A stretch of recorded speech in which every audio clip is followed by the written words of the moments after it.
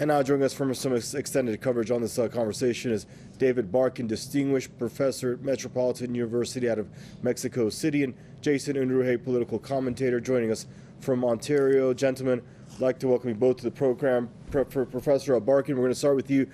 Your initial thoughts on the recent developments with respect to the JCPOA. I think that what's going on right now is a strong move Israel to attempt to intensify conflict and tensions within the Middle East at this particular moment in Israel's political history or political moment when Netanyahu is trying to consolidate his power in an unsettled political scene within Israel, and is also trying to push the United States into a more belligerent position, just as it was beginning to undertake conversations with the Iranians to attempt to de-escalate tensions in that part of the world. So I think that we have to understand it but in a geopolitical sense as a move by Israel to push the United States into a different position. Thank you, Professor. And Jason, I'd like to welcome you to the program. Jason, now, the French presidency says that this Iranian move to bump up enrichment up to 60% purity is a serious development which needs to be coordinated at least with the remaining parties to the 2015 nuclear deal.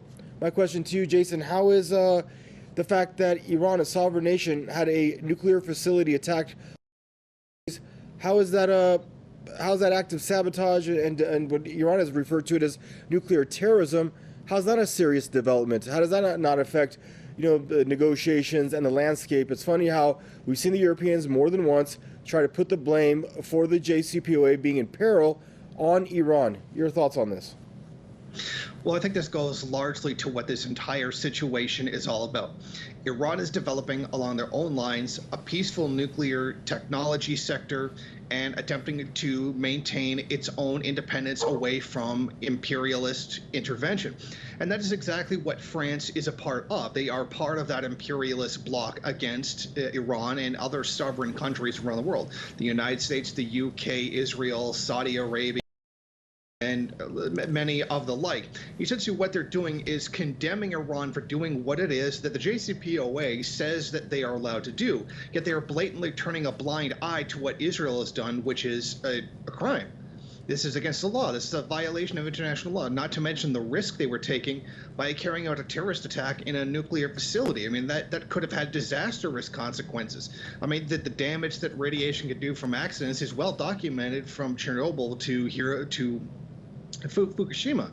But the Western powers, the imperialist countries, are looking the other way because Israel is trying to goad Iran into doing something that would justify the Western powers and their dominant position within the JCPOA to force Iran to make more concessions or to do something which would justify them bringing the hammer down further on side of Iran and making it look like the bad guy in this situation, when it's very clear that Iran has stayed with the JCPOA, done what it is allowed to do within the framework of the agreement, while it has been the United States that abandoned it in 2018 under the leadership of U.S. President Donald Trump, and then proceeded to place illegal sanctions on the country, and that this president, Joe Biden, the current one, has said that that was something that he would undo when he was campaigning for president, yet something that he has now done a complete 180 on, and has continued this so-called maximum pressure campaign of essentially violating the agreement and then violating the law internationally by placing these illegal sanctions on the country. So the reason why there's this double standard here is very clear. It is because the Western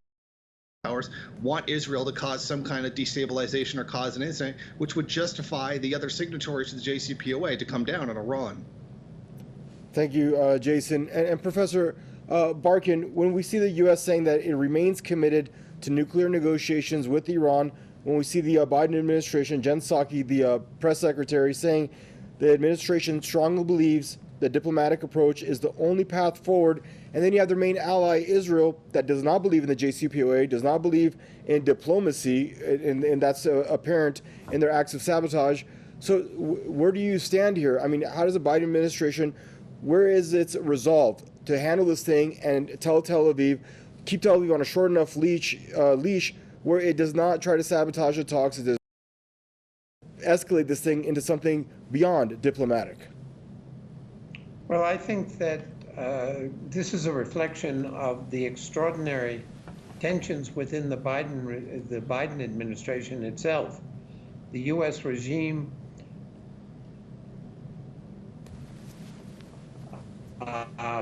through Biden's declaration, a strong commitment to reopening the talk. Well, it has opened to renegotiate or settling the agreement with Iran. But this is a very, as Jason himself pointed out just a few minutes ago,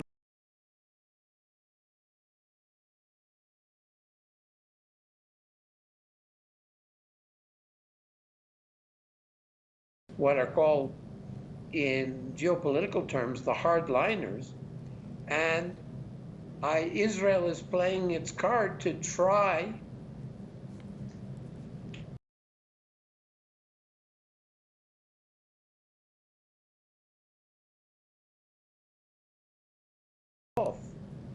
the possibility of a peaceful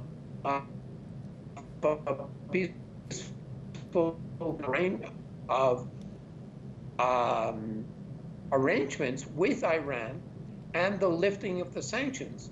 This would be very, very troubling to Israel, but it would also create tensions within the European imperialist powers, as Jason talks about. So I would think that we have to understand that at this particular moment, this is a power play against the President Biden's declared intentions, and this is an extraordinary, really extraordinary, and very, very dangerous gambit by Israel, which is implicitly being supported by France. France's declaration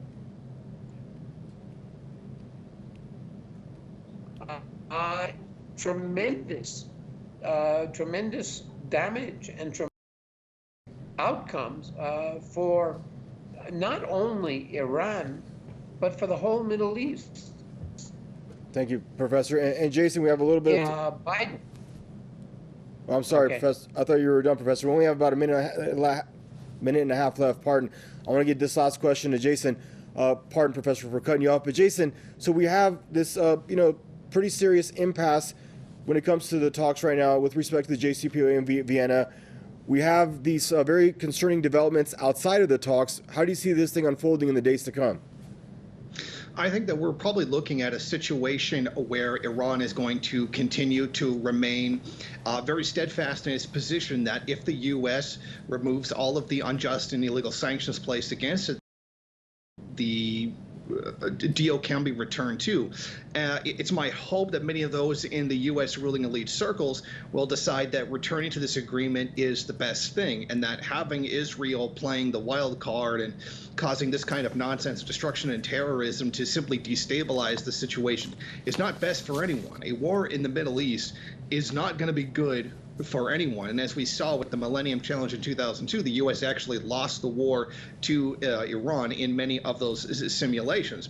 Basically, a war at this time would be too costly for the United States, given the economic devastation that has already taken place as a result of COVID, and not to mention the damage that COVID has done to Iran, etc.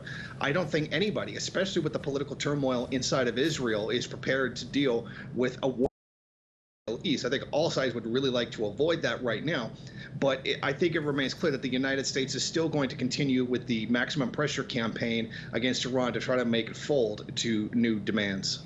Gentlemen, thank you both for joining us on the program. David Barkin, professor, joining us out of Metropolitan University from Mexico City, and Jason Unruhe, political commentator, joining us from Ontario. Stay safe, and thanks for joining us.